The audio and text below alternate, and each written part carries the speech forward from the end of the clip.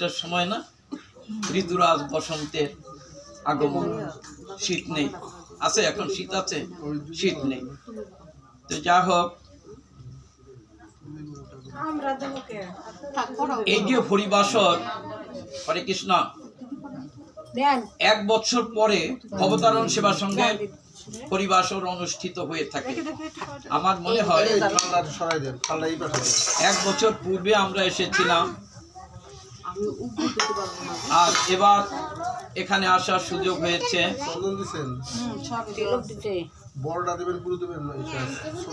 আপনারা পাশেই দেখতে পাচ্ছেন ভবতারণ সেবা সংঘের প্রাক্তন হরিসভা সম্পাদক, আমাদের লক্ষ্মীপুর নিবাসী স্বর্গীয় নিখিল চন্দ্র শীল গত মঙ্গলবারে ইহধাম থেকে চলে গেছেন। স্বভাবতই একটা প্রশ্ন জেগে আসে, আমরাও একদিন এই পৃথিবী থেকে চলে যাব। হরে কৃষ্ণ।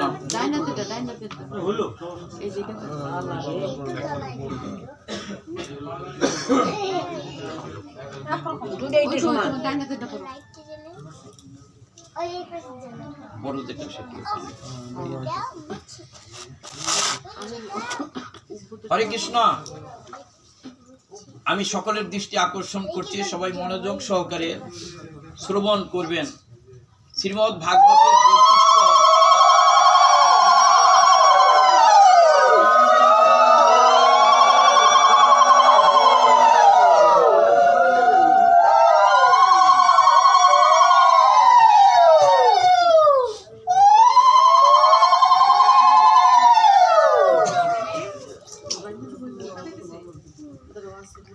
শ্রীমদ্ ভাগবতের বৈশিষ্ট্য শ্রবণ মঙ্গলম। ভাগবতীয় কথা শ্রবণ করলেই মঙ্গল। এরকম সহজ মঙ্গল কিন্তু আর কোথাও নেই। আছে এত সহজ মঙ্গল আর কোথাও নেই। শুধু শ্রবণ করতে হবে। কিভাবে শ্রবণ করতে হবে সে কথা ভাগবত বলে দিলেন। শ্রীমদ্ ভাগবতের 10ম স্কন্ধের 1ম অধ্যায়ে 15তম শ্লোকে সেখানে লেখা আছে, সম্যক ব্যবসিত বুদ্ধি স্তব রাজস্বী সপ্তম বাসুদেব কথায় আনতে যজ্জাতা নৈষ্ঠিকী রতি। মহারাজ পরীক্ষিত ভাগবত শ্রবণ করেছিলেন। সুখদেব গোস্বামী সেখানে ভাগবতীয় লীলা কথা পরিবেশন করেছিলেন।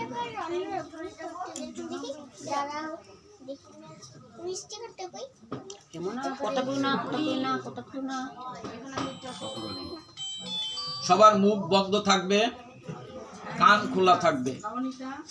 আচ্ছা, 1000 লোক যদি থাকে, সবার মুখটা যদি বন্ধ থাকে, তাহলে কি কোনো কেওয়াজ থাকে? Pin drop silent. একবার একটা পিন পতনের ধ্বনিও সেখানে থাকবে না। হরে কৃষ্ণ। আসলে কি সব দিন তো আর এমন সুযোগ হয় না। আজকে শুনুন, আজকে শোনার দিন। একান্ত নিষ্ঠা রতির সঙ্গে মহারাজ পরীক্ষিত ভাগবত শ্রবণ করেছিলেন। তিনি যখন ভাগবত শ্রবণ করতে ব্রতী হয়েছিলেন, হাতে তার মাত্র 7টি দিন সময় ছিল।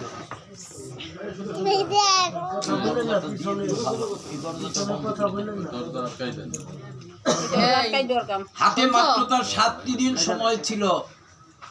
তাই মহারাজ পরীক্ষিত চিন্তা করলেন, এরপরে তো আর আমি ভাগবত শ্রবণ করতে পারবো না। আমার তো হাতে মাত্র 7টি দিন সময়। আমাদের দিকে অঙ্গুলি হেলন করে বললেন মহারাজ পরীক্ষিত, হে জীব, আমি তো 7 দিন বাঁচবো, 7 দিন ধরাধামে থাকবো, এটার একটা নিশ্চয়তা আছে। তুমি যে 7 দিন থাকবে এমন কি কোনো নিশ্চয়তা আছে? হরে কৃষ্ণ। এটাই ভাগবতের প্রথম শিক্ষা, যে আমি যে 7 দিন বাঁচবো এটার কি কোনো গ্যারান্টি আছে? নেই। এই যে আমরা এখানে এসেছি, হরে কৃষ্ণ, কথা বলবেন, আমরা যতক্ষণ পর্যন্ত নিরাপদে ঘরে ফিরতে না পারবো, পথেও তো আমার শেষ নিঃশ্বাস ত্যাগ হয়ে যেতে পারে। আজকে দুপুরে একটি দিবসী অনুষ্ঠান ছিল চর কমলাপুরে মেডিকেলের পিছনে। আসলে কি আপন জনকে হারানোর যে বেদনা, যারা আপন জনকে হারিয়েছে সেটা তারা উপলব্ধি করতে পারেন। যদিও শ্রীমদ্ ভগবত গীতায় শ্রীকৃষ্ণ বলেছেন, অর্জুনকে লক্ষ্য করে অর্জুন বলছিলেন আমি যুদ্ধ করব না, গান্ডীব ফেলে দিলেন, বললেন এই যে গান্ডীব রইল, আমি যুদ্ধ করব না। ন কাঙ্ক্ষে বিজয়ং কৃষ্ণ ন রাজ্যং ন সুখানিচ, আমি রাজ্য চাই না, আমি সুখ চাই না, আমি যুদ্ধ করব না। আর শ্রীকৃষ্ণ অর্জুনকে দিয়েই যুদ্ধ করাবেন, যার জন্য এই গীতার সৃষ্টি, তা না হলে কিন্তু গীতার সৃষ্টি হতো না। দ্বিতীয় অধ্যায়ে গিয়ে শ্রীকৃষ্ণ বলেছিলেন অর্জুনকে, অর্জুন অসচ্চানন্য শোচস্তং প্রজ্ঞাবাদাংশ ভাষসে গতাসুম চ নানু শোচন্তি পণ্ডিতা। বললেন যাদের জন্য শোক করার কোনো কারণ নেই, তুমি তাদের জন্য শোক করছো, আবার জ্ঞানীর মতো কথা বলছো। জ্ঞানী ব্যক্তি জীবিত কি মৃত কারো জন্যই শোক করেন না। আছে না গীতাতে? দ্বিতীয় অধ্যায় 11 নম্বর শ্লোক। এখানে জীবিত অথবা মৃত, জ্ঞানী ব্যক্তি জীবিত অথবা মৃত কারো জন্যই শোক করেন না। এখানে জগদীশ চন্দ্র ঘোষ বৃহৎ গীতায় একটি প্রশ্ন, এই 11 নম্বর শ্লোকের পরে একটা প্রশ্ন উত্থাপন করেছেন। প্রশ্নটি হলো, যার মৃত্যু হয়েছে তার জন্য শোক হতে পারে, কিন্তু এখানে জীবিত কথাটা কেন বলা হলো? জ্ঞানী ব্যক্তি জীবিত অথবা মৃত কারো জন্যই শোক করেন না। যে চলে গেছে তার জন্য শোক হতে পারে, যারা জীবিত আছে তাদের জন্য আবার শোক কেন? একটা প্রশ্ন আসে না? আচ্ছা, জীবিত যারা তাদের জন্য শোক করেন না, এই জীবিতর দলে কারা বলেন তো? এই যে জীবিত কথাটা উল্লেখ করলেন গীতায়, এই জীবিত এই দলে কারা? আমরা, তাই না? আমরা যারা এখনো জীবিত আছি, তা আমাদের জন্য শোক, জীবিতের জন্য শোক, এই কথাটা কেন বলা হলো? কি একটা প্রশ্ন লাগে না? হরি বল। যখন মনে জাগে আমাকে চলে যেতে হবে, আমাকে চলে যেতে হবে। আমরা যারা জীবিত আছি, যারা চলে গেছে তারা তো চলেই গেছে, আর নেক্সট পরবর্তীতে যারা আছে অবশিষ্ট, ওই দলে কিন্তু আমরা, তাই না? আমরা কি মরতে চাই কখনো? বলেন তো, মরতে চাই? জড়জগতে কেউ মরতে চাই না। আমি সুন্দর আবার এখান থেকে আবার একটু কবির ভাষায় বলতেছেন দাদা, মরিতে চাহি না আমি সুন্দর ভুবনে, তারপরে কি মানুষের মাঝে আমি বাঁচিবারে চাই। কত সুন্দর কথা। এটা কবি বলছেন যে আমি মরতে চাই না, এমন সুন্দর সুজলা সুফলা শস্য শ্যামলা সোনার বাংলায় আমি চিরদিন বেঁচে থাকতে চাই। কিন্তু চিরদিন বেঁচে থাকতে চাইলেও চিরদিন আমরা বেঁচে থাকতে পারবো না। পারবো না। শ্রীমদ্ ভগবত গীতার দ্বিতীয় অধ্যায়ের 27 নম্বর শ্লোকটা পড়বেন। সেখানে লেখা আছে, জাতস্যহি ধ্রুব মৃত্যু ধ্রুবং জন্ম মৃতস্য চ তস্মাদ অপরিহার্য অর্থে ন তং শোচিতু মহর্ষি। যার জন্ম হয়েছে তার মৃত্যু হবেই, হবে আর হবেই। এই দুইটা শব্দের মধ্যে কি কিছু পার্থক্য আছে? আছে এখানে অনেক শিক্ষক আছেন। রস পার্থক্যটা কি? হ বয়কারে বে, হবে। আর আমি বলছি আর একটা শব্দ হবেই। তাহলে হ বয়কারে বে, রসই তারপরে আর একটা বর্ণ আছে কি? রসই রস্যই, তাই না? হবেই। তাহলে জোর বেশি কোনটায়? হবেই ওই তিনটা বর্ণ যেখানে ওইখানে, না দুইটা বর্ণ যেখানে? তিনটে তিনটা বর্ণ যেখানে জোর সেইখানে বেশি না? তাহলে আমরা যারা ওই যে জীবিতর দলে যারা, আমরা কিন্তু ওই যে হবেই এই কথাটা মনে রাখতে হবে। রবীন্দ্রনাথের একটা কবিতা আছে, বিশ্বকবি রবীন্দ্রনাথ ঠাকুরের একটা কবিতা আছে না, যেতে নাহি দিব, আছে একটা কবিতা, যেতে নাহি দিব। রবীন্দ্রনাথ ঠাকুর বাড়িতে এসেছেন ছুটিতে, 4 বছরের ছোট্ট মেয়েটি, বাবা যখন বাড়িতে আসেন মাও খুশি হন, সন্তানেরাও খুশি হন। হরে কৃষ্ণ। এখন ওই যে ছোট্ট সন্তান, বাবা বাড়ি এসেছে, ওই যেদিন ছুটি শেষ হয়ে গেছে, বাবার আবার তো কর্মস্থলে ফিরে যেতে হবে। ওই ছোট্ট শিশুটি দাবি করে দরজার আগলে ধরে বলছে, যেতে নাহি দিব। ওই যে ছোট্ট শিশুটির যে আবেদন, যেতে নাহি দিব, বাবা কি ওই ছোট্ট শিশুটির কথায় তার কর্মস্থলে যাওয়ার প্রোগ্রামটা কি বাতিল করে দেবেন, না তাকে যেতেই হবে? যেতেই হবে যেতেই হবে, তাই না? কেন? ওই ছোট্ট শিশুটি তো বুঝে না যে কর্মস্থলে তাকে যেতেই হবে। আমরাও কিন্তু এই পৃথিবীর থেকে একদিন এই কর্মস্থল থেকে, এইটা তো আমার, এইটা কিন্তু আমরা এখানে আমাদের রেস্ট হাউস, আমাদের কান্তি বন্ধু ব্রহ্মচারী মহোদয় বলেন, কমলাপুর রেল স্টেশনে, ওই যে স্টেশনে কিন্তু একটা বিশ্রামাগার আছে। এই পৃথিবীটা তেমনি একটি বিশ্রামাগার। কি? তারপরে আরেকটি উদাহরণ উনি ওখানে দেন, ফরিদপুরের যাত্রীও ওখানে আছে, বরিশালের যাত্রীও আছে, যশোরের যাত্রীও আছে, থাকে না এরকম? তো 3 জন একখানে বসে পরিচয় নিল।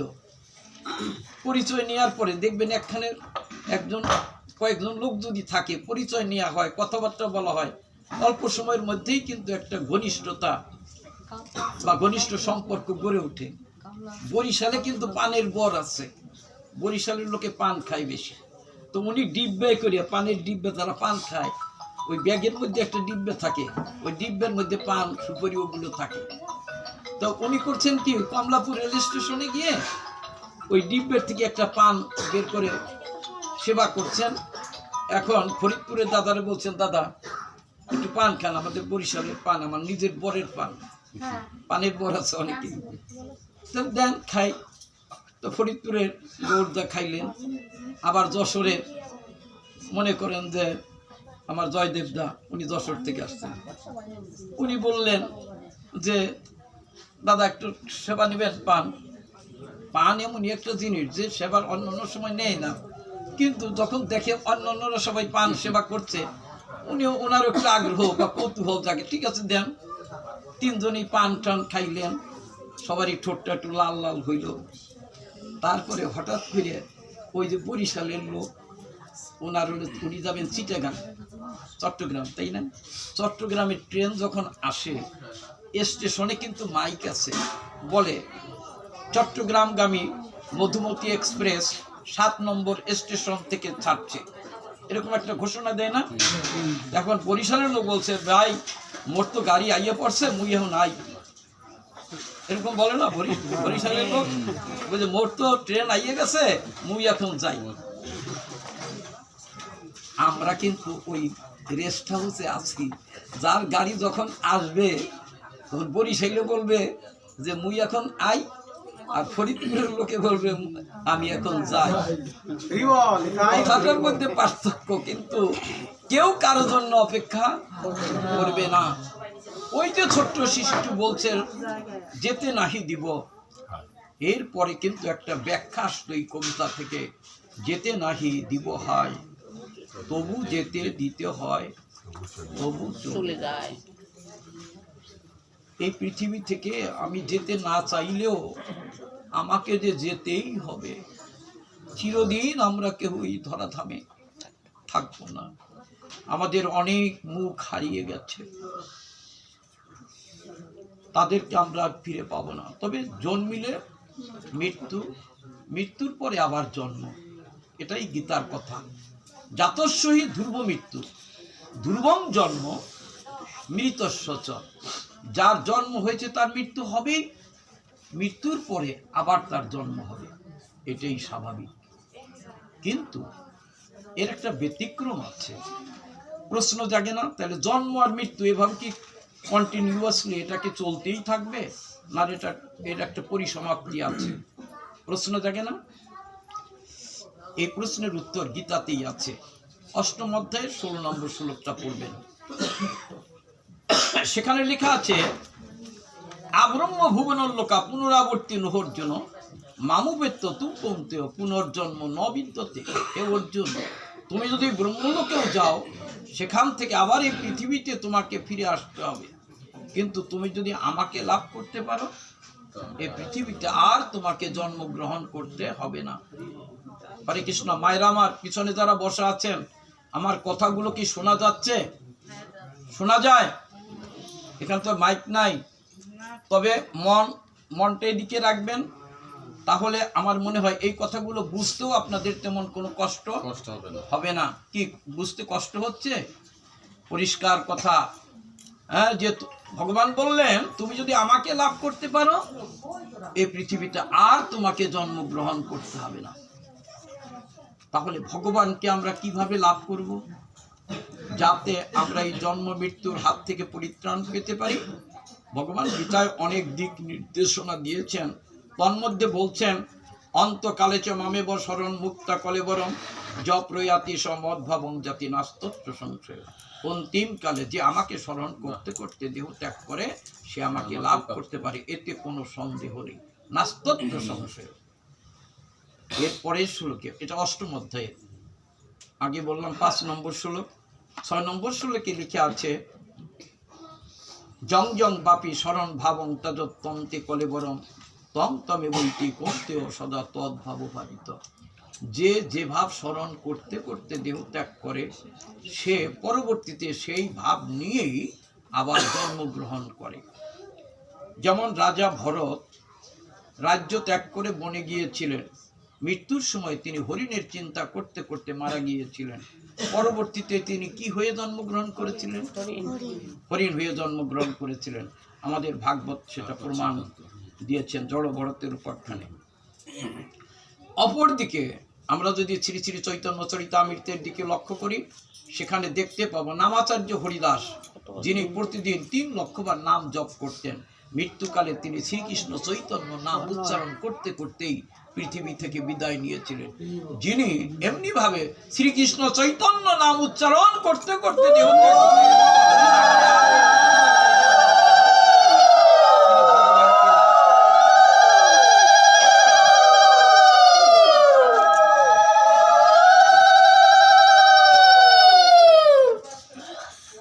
একটা নেগেটিভ আর একটা পজিটিভ। নেগেটিভ হলো রাজা ভরত হরিণের চিন্তা করতে করতে মারা গেলেন, তিনি হরিণ হয়ে জন্মগ্রহণ করলেন। গীতার শ্লোকের সাথে বাস্তবতার সাথে মিল আছে না? মিল আছে না? হরিণ হয়ে জন্মগ্রহণ করলেন। আবার নামাচার্য হরিদাস শ্রীকৃষ্ণ চৈতন্য নাম উচ্চারণ করতে করতে তিনি দেহ ত্যাগ করলেন। তাহলে ভগবান বলছেন না, অন্তিমকালে যে আমাকে স্মরণ করতে করতে দেহ ত্যাগ করে, সে আমাকে লাভ করতে পারে, এতে কোনো সন্দেহ নেই, নাস্তত্র সংশয়। তাহলে নামাচার্য হরিদাস যে ভগবানকে লাভ করেছেন, তাকে কিন্তু এই পৃথিবীতে আর জন্মগ্রহণ করতে হয়নি। সুতরাং এখন আমি কি করব, আমার কি কর্তব্য? এইবার আপনারা যার যার কর্তব্য সম্বন্ধে নিজেরা সজাগ থাকবেন। আপনি যেটা ভালো মনে করবেন সেটাই করবেন। ভগবানকে লাভ করে যদি পৃথিবীতে আর আসতে না চান, আমার এই যে রহমান ভাই যে আজকে পঞ্চতত্ত্ব গাইলেন না, কত আবেগ ভরে কীর্তন করলেন। হ্যাঁ, বললেন কি, আমার ভববন্ধন খণ্ডন করো, আমি তিতাব জ্বালায় জ্বলে মরি, এ জ্বালা হইতে নারী। হ্যাঁ, খণ্ডবাসী নরহরি, আমার ভববন্ধন খণ্ডন করো। আমরা এই সংসারে ত্রিতাপ জ্বালায় জর্জরিত, ঠিক না? গীতায় আছে না ত্রিতাপ জ্বালা? আধ্যাত্মিক, আধি দৈবিক, আধি ভৌতিক। এই ত্রিতাপ জ্বালাময় সংসারে আমরা আর কেউ আসতে চাই না। হরে কৃষ্ণ। গীতার আলোচনা আর বেশি দীর্ঘায়িত করব না। এতক্ষণ পর্যন্ত আমাদের জীবন দর্শন এবং শ্রীমদ্ ভগবদ গীতার আলোকে আমাদের কর্তব্য এই সম্বন্ধে আলোচনা হয়েছে না? এরপরে কি আর আলোচনার কোনো এই ব্যাপারে প্রয়োজন আছে দিদিমণি? আর কোনো প্রয়োজন আছে? এটা একেবারে স্পষ্ট হয়ে গেল না? সুতরাং এবার আমরা চলে যাচ্ছি শ্রীমদ্ ভাগবতে। হরে কৃষ্ণ।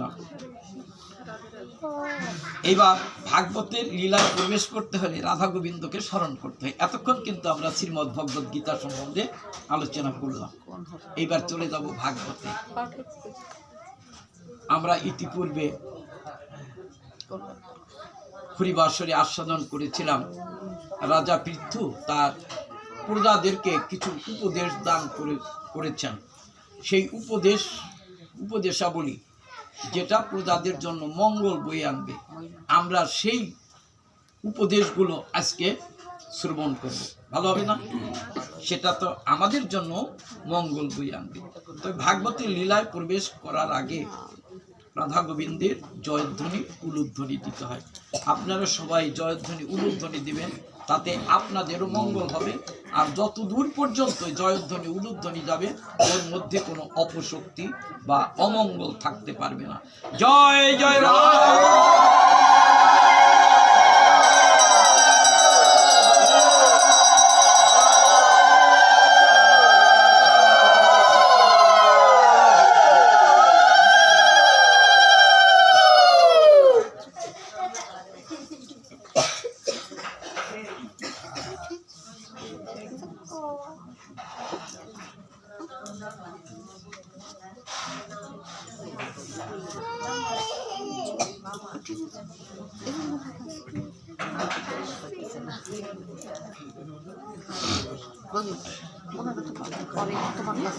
তোমার কাছে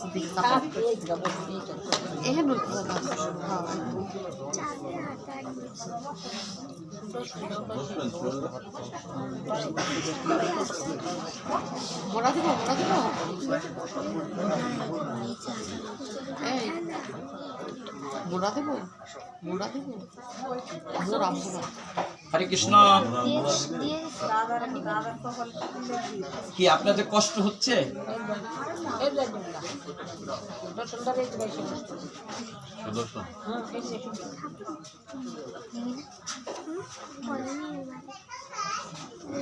আমি কিন্তু বাংলায় লেখা তো আমি পাঠ করে যাব, আপনাদের আমার মনে হয় বুঝতে কোনো অসুবিধা হবে না। ছোটবেলায় যখন স্কুলে পড়তাম তখন হাটবারের দিনে যখন ওই যে ওষুধ বিক্রি করে যারা অ্যাডভার্টাইজার, ওনারা কিন্তু অনেক ভালো ভালো কথা বলেন। তো একটা কথা আজ আমার মনে আছে, কবির মিয়া আমাদের হামিদদি বাড়ি ভাঙ্গা থানায়, উনি ওই খানজাহান আলীর মাজারের তাবিজ বিক্রি করতেন। উনি একটা কথা বলছিলেন, শিক্ষিত লোক অল্প কথায় বুঝে, আর আলু যদি ভালো হয় অল্প জালে সিজে। অল্প জালে সিজে বুঝেন তো, মানে অল্প জাল দিয়ে সিদ্ধ হয়ে যায়। আর শিক্ষিত লোককে বেশি বুঝাতে হয় না। তা আপনারা তো বিজ্ঞ শ্রোতা এবং জ্ঞানী, এই জন্য আমার বেশি বুঝিয়ে বলতে হবে না, শুধু আপনারা শুনবেন। রাজা পৃথু বললেন, প্রজাদেরকে বলছেন, সভ্যগণ আপনাদের মঙ্গল হোক। রাজা সবসময় প্রজাদের মঙ্গল কামনা করেন, তাই না? এটাই তো রাজার কর্তব্য। পৃথিবী ভূষণং রাজা, হ্যাঁ, পৃথিবী ভূষণং রাজা, পৃথিবীর অলংকার কি? রাজা। রাজা যদি ভালো হয় রাজ্যে সুখ আসে, তাই না? আর নারীনাং ভূষণাং ড্যাশ, নারীর অলংকার কি? ড্যাশ, শূন্যস্থান পূরণ করেন কি? নারীনাং ভূষণাং, সংস্কৃত শ্লোক, সংস্কৃত পড়েছিলাম শ্লোকটা। হ্যাঁ,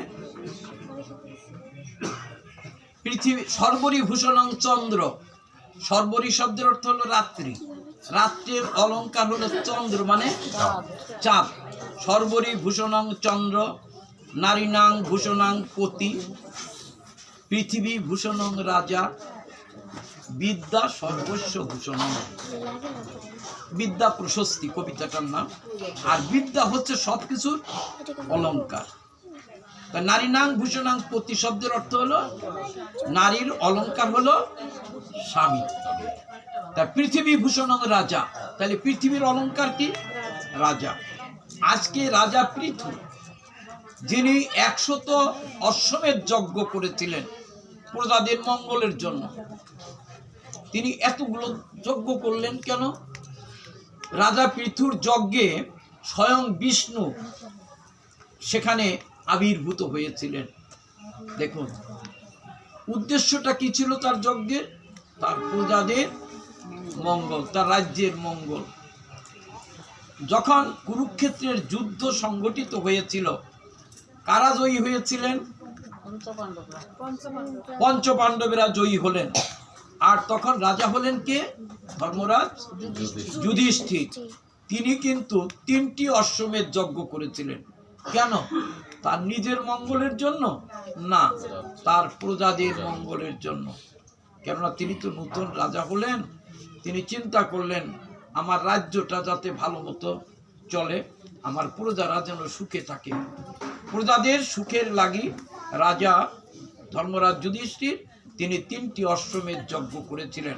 এবং ভাগবতে লেখা আছে যে তখন তিনি নাম করা যে সমস্ত ব্রাহ্মণ আছেন যেখানে যেখানে, তাদেরকে খুঁজে এনে 3টি অশ্বমেধ যজ্ঞ সম্পন্ন করেছিলেন এবং শ্রীকৃষ্ণ ওই যজ্ঞে উপস্থিত ছিলেন। রাজা পৃথু তার প্রজাদেরকে বলছেন, সভ্যগণ আপনাদের মঙ্গল হোক, আপনারা যে মহানুভব ব্যক্তিবৃন্দ এখানে উপস্থিত রয়েছেন আমার নিবেদন শুনুন। হরে কৃষ্ণ। রাজা পৃথু বলছেন তার প্রজাদেরকে, আর এখানে সুখদেব গোস্বামী বলছেন মহারাজ পরীক্ষিতকে। আপনারা মহারাজ পরীক্ষিতের ভূমিকায়, যারা শ্রোতা তারা কার ভূমিকায়?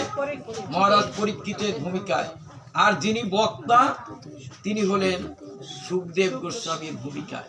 সুখদেব গোস্বামী বলছেন মহারাজ পরীক্ষিতকে, আর রাজা পৃথু বলছেন তার প্রজাদেরকে। কি বললেন? যে মহানুভব ব্যক্তিবৃন্দ এখানে উপস্থিত রয়েছেন আমার নিবেদন শুনুন। জিজ্ঞাসু ব্যক্তিদের পক্ষে সজ্জন সমাজেই নিজের মনোগত ভাবনা সমূহ প্রকাশ করা উচিত। জিজ্ঞাসু ব্যক্তিদের পক্ষে সজ্জন সমাজে নিজের মনোগত ভাবনা সমূহ প্রকাশ করা উচিত। মানে সজ্জনের সভায়, সৎ যোগ জন, সজ্জন, তাই না? তাহলে সাধু সমাবেশে যদি কারো মনের কোনো ব্যথা থাকে, মনের কোনো কথা থাকে, ওই কথাটা যদি ওই সাধু সমাজে বা সেই ভক্তবৃন্দের মাঝে আপনি প্রকাশ করেন, তাহলে দেখবেন আপনার ওই প্রশ্নের সদুত্তর আপনি পেয়ে যাবেন। পাবেন না? পেয়ে যাবেন। তাই রাজা পৃথু বলছেন, কারো মনে যদি কোনো ব্যথা থাকে বা অভিব্যক্তি থাকে যেটা তিনি প্রকাশ করতে চান, সেটা ওই সভ্য সমাজে প্রকাশ করলে তাতে তার মঙ্গল হয়, প্রকাশ করা উচিত। এই লোকে আমাকে প্রজাদের দণ্ডবিধান রক্ষা, তাদের জীবিকার ব্যবস্থা নির্দেশ তথা বর্ণ আশ্রম অনুসারে তাদের পৃথক পৃথক নিজস্ব সামাজিক অবস্থানে সুস্থাপিত রাখার জন্যই রাজারূপে নিযুক্ত করা হয়েছে। রাজার দায়িত্ব কি? তার প্রজারা যাতে সুখে শান্তিতে বসবাস করতে পারে, এটাই তো রাজার দায়িত্ব।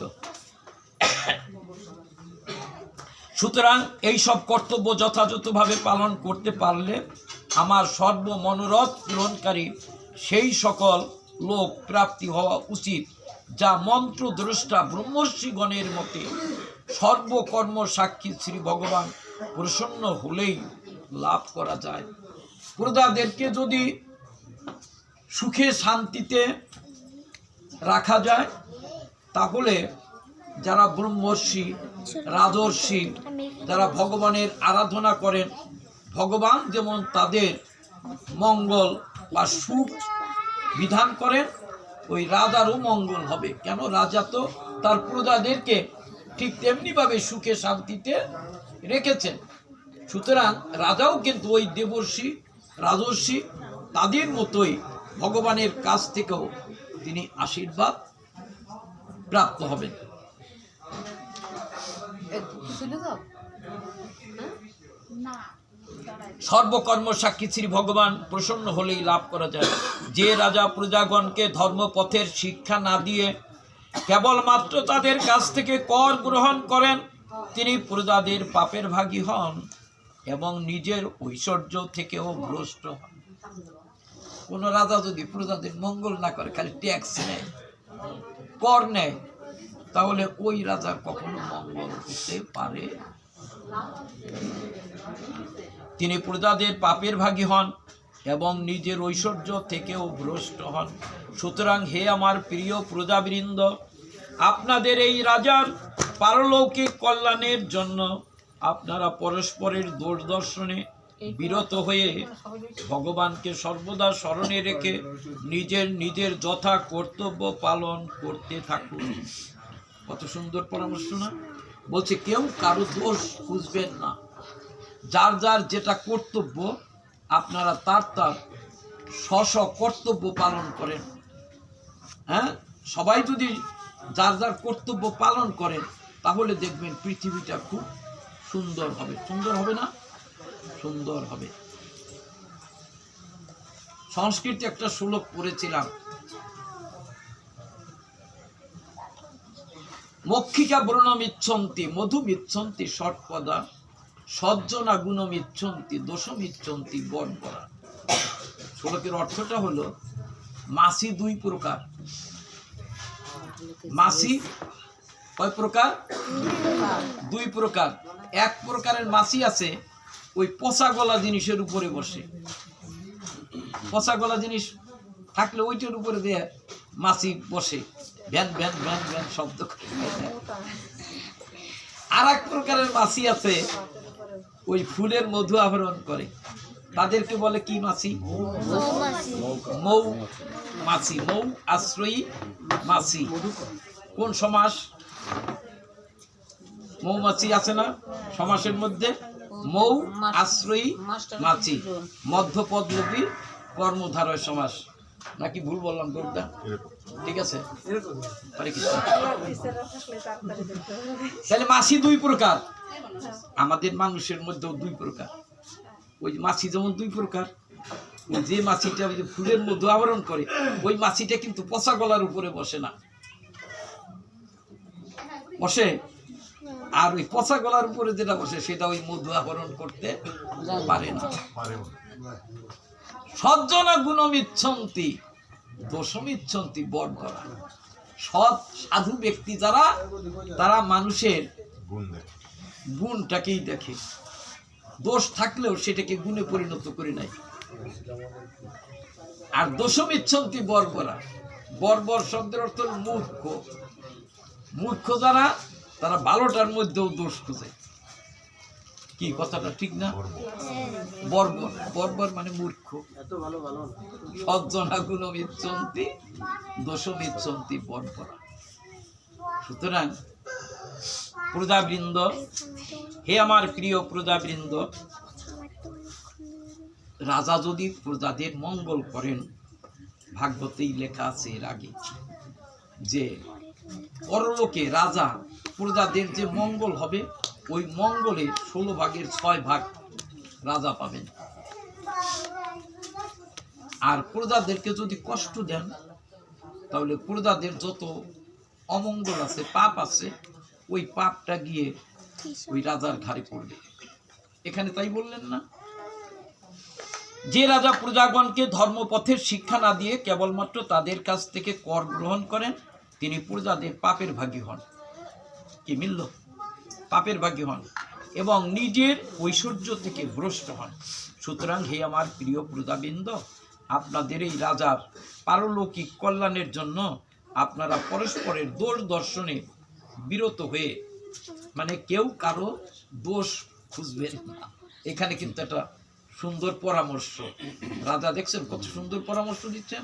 আপনারা কেউ কারো দোষ খুঁজবেন না, হ্যাঁ, পরস্পরের দোষ দর্শনে বিরত হয়ে ভগবানকে সর্বদা স্মরণে রেখে নিজের যথা কর্তব্য পালন করতে থাকুন।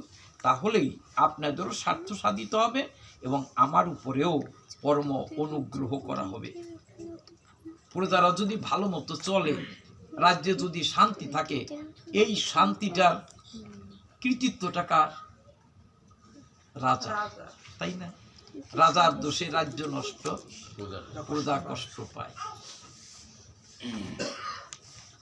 হে নিষ্কলুষ দেবতা, পিতৃ মহর্ষিগণ, আপনারাও আমার এই প্রার্থনা অনুমোদন করুন। কারণ যে কোনো কর্মের কর্তা উপদেষ্টা এবং অনুমোদন কর্তার পরলোকে সমান ফল লাভ হয়ে থাকে। যিনি অনুমোদন কর্তা বা যিনি কর্মের কর্তা, যারা কর্ম করেন তারাও সুখ পান, আর কর্মে যিনি নিযুক্ত করেন তিনিও সুখ পান। ঠিক না? বাবা মা ছেলে মেয়েদেরকে স্কুলে ভর্তি করে দেন ছেলে মেয়ে মানুষ হওয়ার জন্য। বছরের রেজাল্ট আউট হলো, ছেলে যদি ক্লাসে প্রথম স্থান অধিকার করে, মায়েরও আনন্দ, ওই ছেলেরও আনন্দ বা মেয়েরও আনন্দ, তাই না?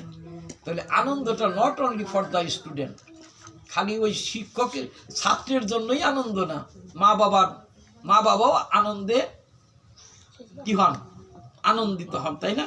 আনন্দে একেবারে আত্মহারা। অনেক মা বাবা মানসা করেন, আমার মেয়েটা যদি গোল্ডেন এ প্লাস পায়, আমি ভাগবত পাঠ দিয়ে ভক্ত সেবা দিব। এরকম অনেক পাঠ হয়, মানে তার ভাগবতের কাছে, ভাগবত কি? স্বয়ং ভগবানের বাংময়ী মূরতি। ভাগবতের কাছে যে যা মনস্কামনা করে, ভাগবত তার মনের বাসনা পূর্ণ করেন। জয় জয় রাধা গোবিন্দ।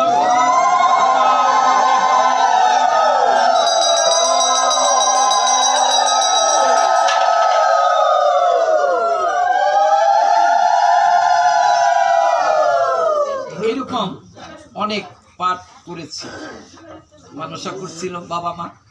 মানসা কিন্তু ওই ছেলে মেয়ে করে নাই, ছেলে মেয়ে মানসা করে না বাবা মা করে? বাবা মা করেন। তাহলে বাবা মা কি চান? আমার সন্তানের মঙ্গল চান। বাবা মা যেমন সন্তানের মঙ্গল চান, রাজাও তো তার প্রজাদের মঙ্গল চান।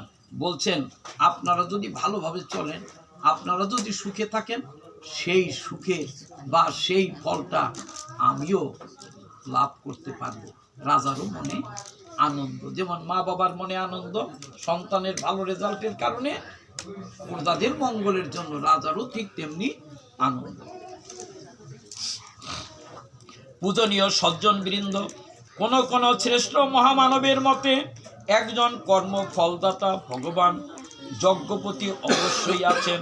কারণ ইহলোক এবং পরলোক উভয়ই জ্যোৎস্নার মতো অমল বিচিত্র কান্তি সম্পন্ন, পুণ্যফল ভোগের উপযোগী।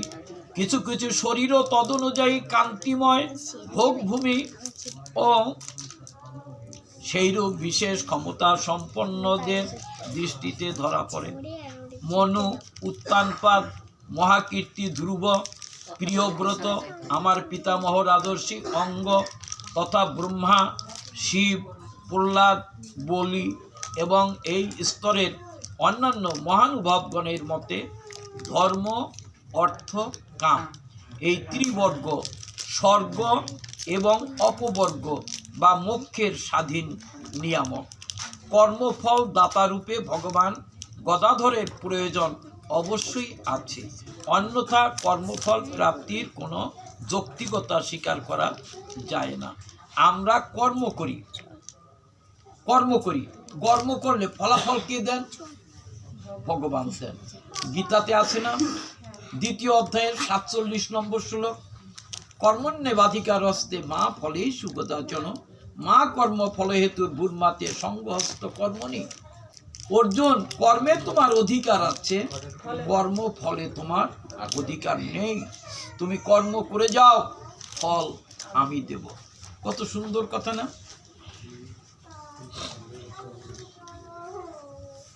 কর্মফল দাতারূপে ভগবান গদাধরের প্রয়োজন অবশ্যই আছে, অন্যথা কর্মফল প্রাপ্তির কোনো যৌক্তিকতা স্বীকার করা যায় না। এ বিষয়ে কেবলমাত্র মৃত্যু, দৌহিত্র, বেন প্রমুখ কয়েকজন ধর্মবিমূঢ় শোচনীয় চরিত্র ব্যক্তির মতভেদ আছে। তাদের মতের বিশেষ কোনো গুরুত্ব নেই।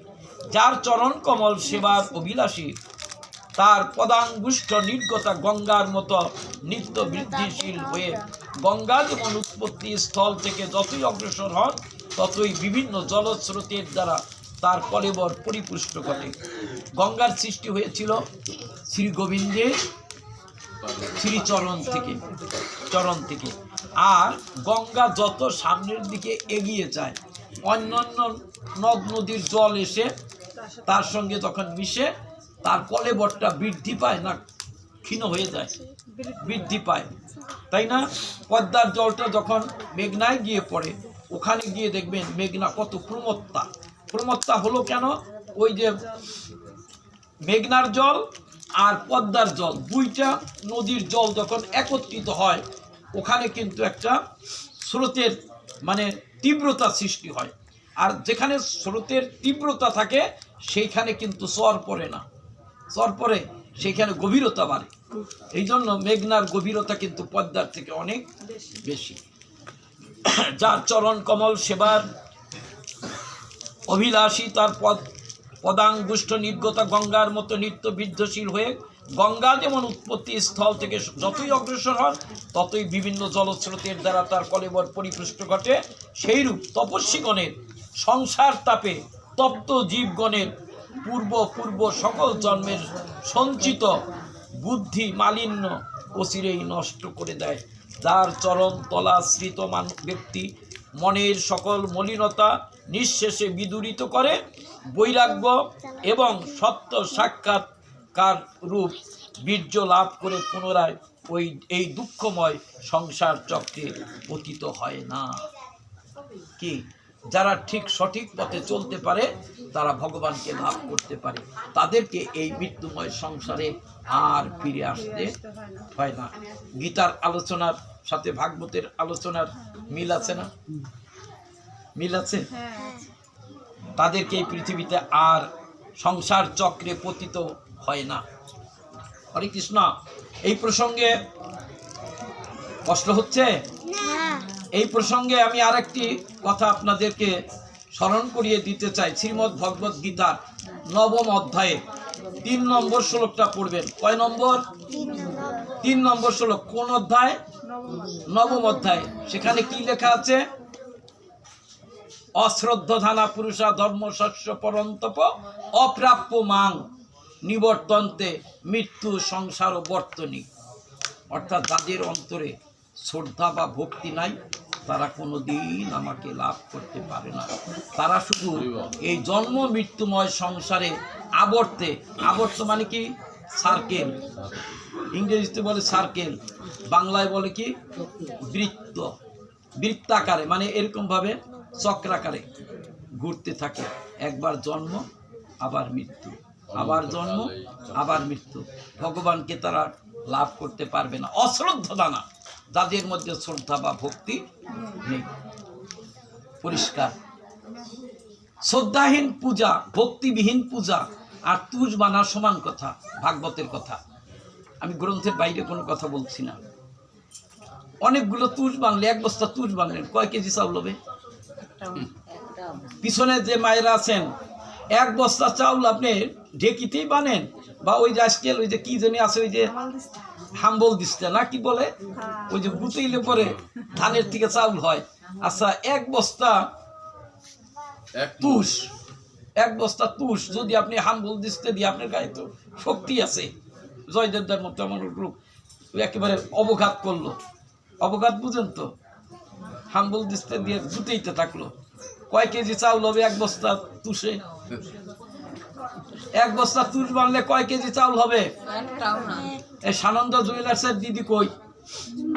সুবেদার স্ত্রী কই? কি কয়? 1 বস্তা তুষ বানলে কয় কেজি চাউল হবে? কি কয় কেজি চাউল হবে? হবে দিদি? হ্যাঁ? তুষে চাউল হবে না? আচ্ছা, আপনি যদি 1 কেজি ধান বানেন, চাউল হবে? হবে, এটা দান। তাহলে এখানে ভাগবতে কি বলছেন জানেন? ভক্তিবিহীন পূজা আর অনেকগুলো তুষ বানা সমান সমান। স্থূল তুষ অবঘাতী নাম।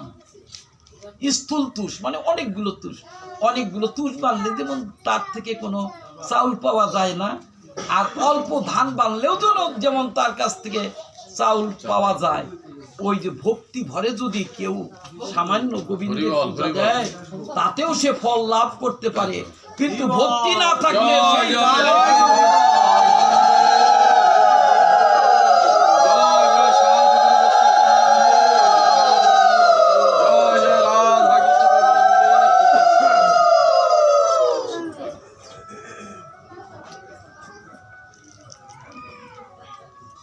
যার চরণ কমল সকল কামনার পূরণকারী, সেই প্রভুকেই আপনারা নিজ নিজ জীবিকার উপযোগী বর্ণ আশ্রমোচিত অধ্যাপনাদি কর্ম এবং ধ্যান, স্তুতি, পূজাদি মানসিক, বাচিক এবং শারীরিক ক্রিয়ার দ্বারা ভজনা করুন।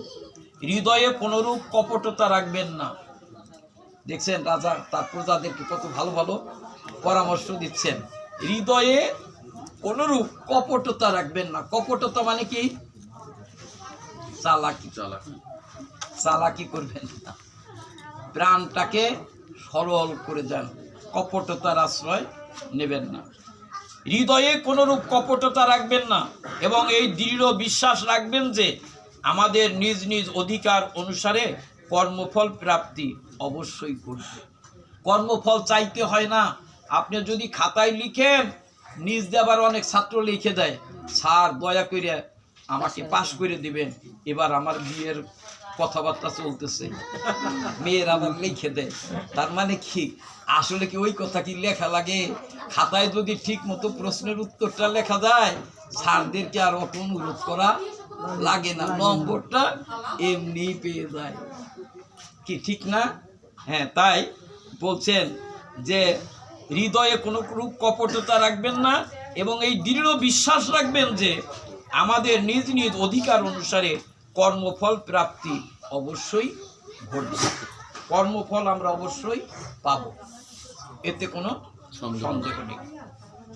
ভগবান স্বরূপত বিশুদ্ধ, বিজ্ঞান ঘন এবং সমস্ত বিশেষণ রহিত, কিন্তু এই কর্মমার্গে তিনি অনেক বিশেষণযুক্ত যজ্ঞরূপে প্রকাশিত হয়ে থাকেন।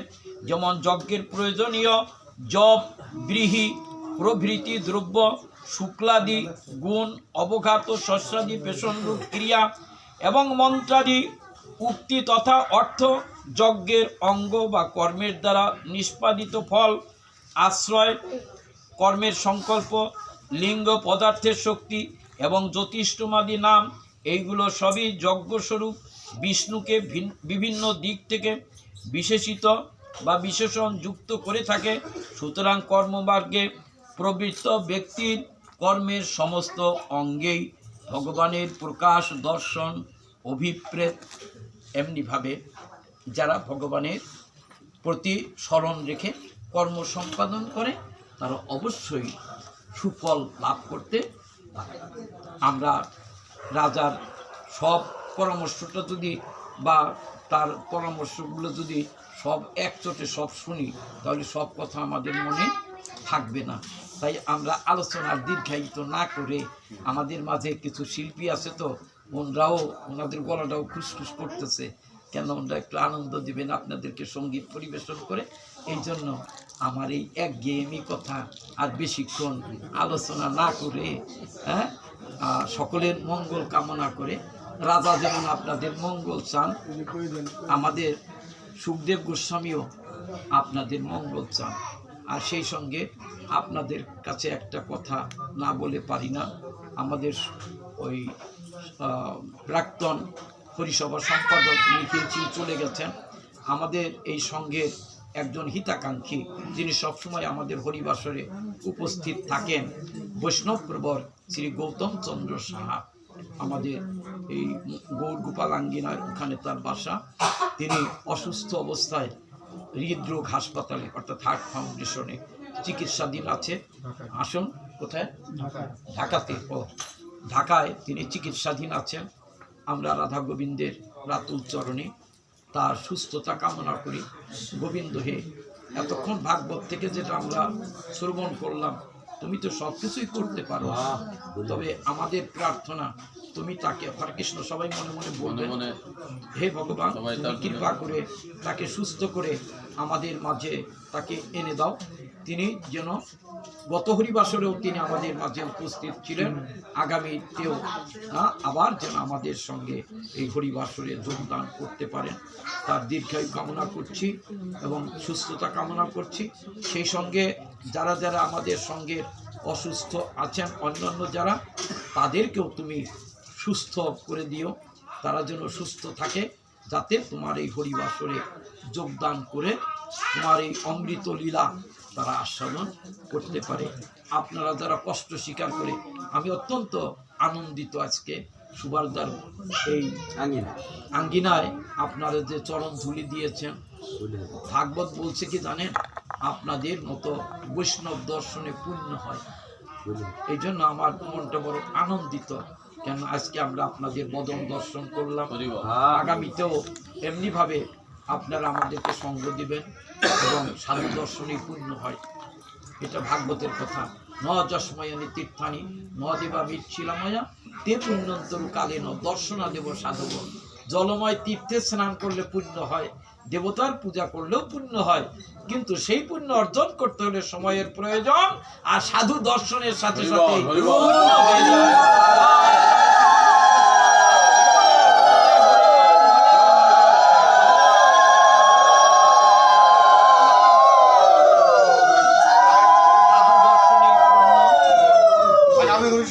সেই প্রসঙ্গে আরেকটি কথা না বলে পারি না, যেটি হলো আমাদের সানন্দা জুয়েলার্সের যিনি মালিক অর্থাৎ সুভাষ চন্দ্র দাস, তার স্ত্রী দীর্ঘদিন অসুস্থ ছিলেন এবং তারও কিন্তু অপারেশন হয়েছে। আপনারা আশীর্বাদ করবেন দিদি যেন পূর্ণাঙ্গ সুস্থ হয়ে যান। আজকে যেন দেখছেন তিনি অসুস্থ বলে মনে হচ্ছে না, তিনি যেভাবে কর্ম করলেন, সব কিছু আমাদেরকে এগিয়ে দিলেন, উনি যেন সবসময় সুস্থ থাকেন রাধা গোবিন্দের আতুল চরণে, সেই প্রার্থনা জানিয়ে আপনাদের সকলের মঙ্গল কামনা করে আজকের মতো শ্রীমদ্ ভাগবতের এখানেই বিশ্রাম। জয় জয় শ্রীমদ্ ভাগবত প্রীতি প্রেমানন্দে।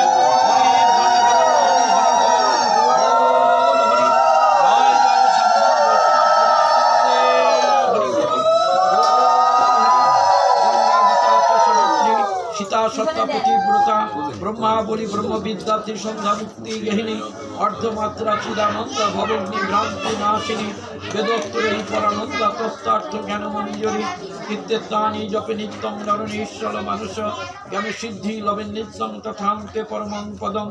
ওম যদক্ষরং পরিভ্রষ্টং মাত্রাহীনং চ যদ্ভবেৎ পূর্ণ ভবতু তৎসর্বং তৎপ্রসাদাৎ সুরেশ্বর। ওম শান্তি, ওম শান্তি, ওম শান্তি। আগামী শুক্রবার কোথায়? আগামী শুক্রবার সন্তোষ দাসটা পাকলা শুধু ভক্তমণ্ডলী, তো আগামী শুক্রবারে অর্থাৎ আজকে গেল 8 তারিখ, 8ই ফাল্গুন গেল, আগামী শুক্রবারে হলো 15ই ফাল্গুন। শুক্রবারে হরিবাসর অনুষ্ঠিত হবে। আমার এই কাকু অর্থাৎ সন্তোষদার বাড়িতে অর্থাৎ তারই ছেলে এখানে ভাইসকে উপস্থিত, আপনারা সবাই আমন্ত্রিত। হরিবল হরিবল সুন্দর